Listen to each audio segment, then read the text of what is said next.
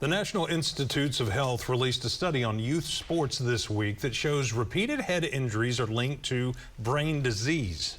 News on 6's Ryan Gillin talked with coaches to see how they're keeping their players safe.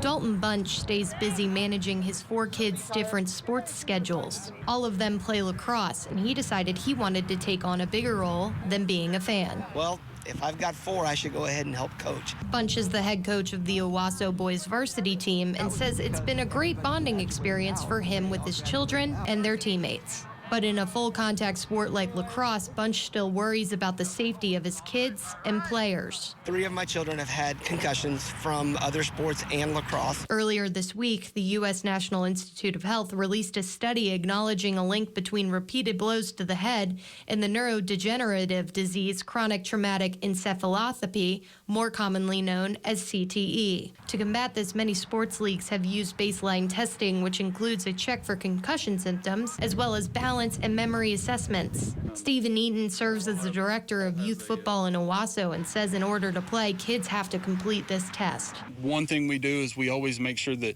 at the beginning of the year, we're making them go through a USA heads-up training that they're required to do. Eaton tells me football teams both at the high school and youth levels are using hawk tackling, coined by the Seattle Seahawks, where a player uses his shoulder to make contact and keeps his head away from the tackle.